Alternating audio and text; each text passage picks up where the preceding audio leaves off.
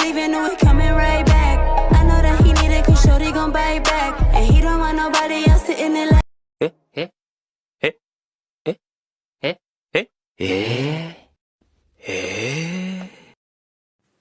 Perkenalkan, nama saya Igustiayu Anastasia Maharani Kasih Putri dengan akhiran NPM 596. Jadi di sini saya akan membahas tentang konsep dasar pengujian hipotesis. Sebelumnya, apa itu hipotesis? Hipotesis pada dasarnya merupakan proporsi atau anggapan yang mungkin benar dan sering digunakan sebagai dasar pembuatan suatu keputusan atau pemecahan persoalan ataupun dasar penelitian lebih lanjut. Anggapan suatu hipotesis juga merupakan sebagai data. Sedangkan, uji hipotesis adalah metode pengambilan keputusan yang didasarkan dari analisa data, baik dari percobaan yang terkontrol maupun dari observasi atau tidak terkontrol.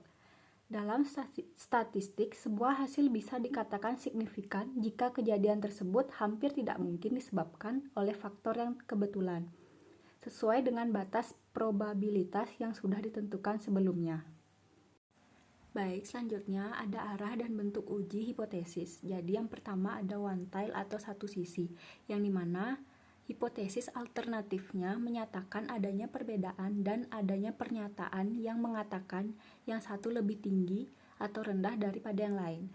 Sedangkan two tail atau dua sisi yaitu merupakan hipotesis yang alternatifnya yang hanya menyatakan perbedaan tanpa melihat apakah hal yang satu lebih tinggi atau rendah dari hal yang lain. Selanjutnya, adapun kegunaan dari hipotesis. Hipotesis sebagai pengetahuan dalam suatu bidang. Lalu, hipotesis memberikan suatu pernyataan hubungan yang langsung dapat diuji dalam penelitian. Lalu, hipotesis juga memberikan kerangka untuk melaporkan kesimpulan penyelidikan. Dan juga hipotesis memberikan arah kepada penelitian. Selanjutnya, memilih suatu taraf nyata dan cara menentukan nilai tabel. Taraf nyata adalah besarnya batas toleransi dalam menerima kesalahan hasil hipotesis terhadap nilai parameter populasinya. Semakin tinggi taraf nyata yang digunakan, semakin tinggi pula penolakan hipotesis nol atau hipotesis yang diuji. Padahal hipotesis nol benar. Besaran yang sering digunakan untuk menentukan taraf nyata dinyatakan dalam persen, yaitu 1% atau 0,01, 5% atau 0,05, 10% atau 0,1, sehingga secara umum taraf nyata dituliskan sebagai berikut.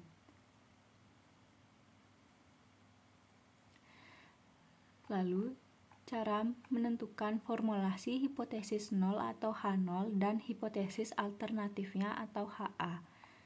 Formulasi atau perumusan hipotesis statistik dapat dibedakan atas dua jenis, yaitu yang pertama hipotesis 0 atau nihil atau H0 adalah hipotesis yang dirumuskan sebagai suatu pernyataan yang akan diuji. Lalu hipotesis alternatif atau tandingan atau H1 atau H alternatif adalah hipotesis yang dirumuskan sebagai lawan atau tandingan dari hipotesis 0. Selanjutnya, cara membuat kriteria pengujian berupa penerimaan dan penolakan H0. Sebelumnya, dalam pengujian hipotesis, lambang A atau alfa adalah simbol yang digunakan untuk mewakili tingkat signifikansi atau probabilitas kesalahan tipe 1. Lanjut dengan materi. Kriteria pengujian adalah bentuk pembuatan keputusan dalam menerima atau menolak hipotesis 0 atau H0 dengan cara membandingkan nilai A-tabel distribusinya atau nilai kritis dengan nilai uji statistiknya sesuai dengan bentuk pengujiannya. Jadi, yang pertama penerimaan H0 terjadi jika nilai uji statistiknya lebih kecil atau lebih besar daripada nilai positif atau negatif dari A-tabel. Lalu, penolakan H0 terjadi jika nilai uji statistiknya lebih besar atau lebih kecil daripada nilai positif atau negatif dari A-tabel. Selanjutnya, melakukan uji statistik. Uji statistik merupakan rumus-rumus yang berhubungan dengan distribusi tertentu dalam pengujian hipotesis. Uji statistik merupakan perhitungan untuk menduga parameter data sampel yang diambil secara random dari sebuah populasi. Misalkan, akan diuji parameter populasi atau P, maka yang pertama-tama dihitung adalah statistik sampelnya. Lalu, cara membuat kesimpulannya dalam hal penerimaan dan penolakan H0. Pembuatan kesimpulan merupakan penetapan keputusan dalam hal penerimaan atau penolakan hipotesis 0 atau H0 yang sesuai dengan kriteria pengujiannya. Pembuatan kesimpulan dilakukan setelah membandingkan nilai uji statistik dengan nilai A tabel atau nilai kritis. Jadi penerimaan H0 terjadi jika nilai uji statistik berada di luar kritisnya. Lalu penolakan H0 terjadi jika nilai uji statistik berada di dalam nilai kritisnya. Selanjutnya, kita akan bahas tentang jenis-jenis hipotesis. Jadi, yang pertama berdasarkan jenis parameternya, yaitu ada pengujian hipotesis tentang rata-rata, lalu pengujian hipotesis tentang proporsi, lalu yang terakhir pengujian hipotesis tentang varians.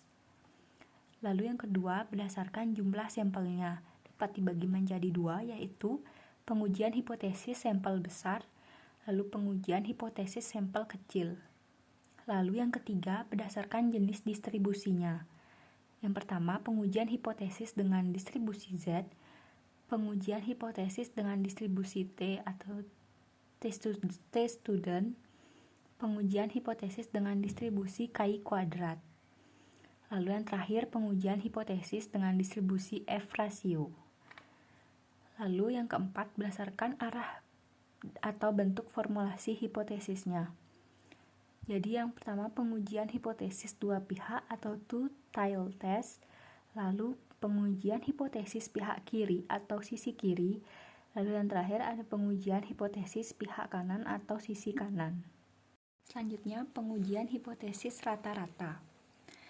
Yang pertama, pengujian hipotesis satu rata-rata, yaitu sampel besar atau N atau ukuran sampel lebih besar dari 30.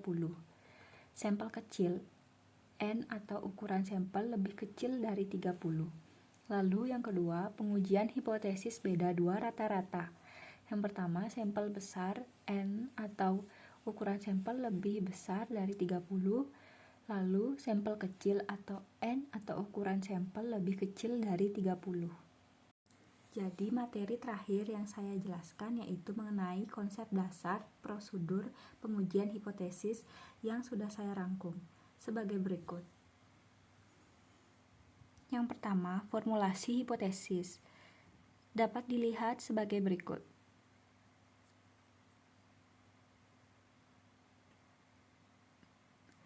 Lalu yang kedua, penentuan nilai A atau taraf nyata dan nilai Z table atau ZA. Menentukan nilai A sesuai soal, kemudian nilai ZA atau ZA2 ditentukan dari tabel. Lalu yang ketiga, kriteria pengujian dapat dilihat sebagai berikut.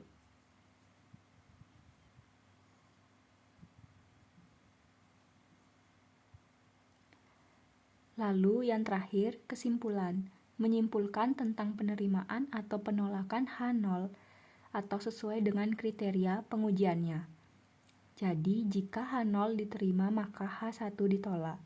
Lalu jika H0 ditolak maka H1 diterima.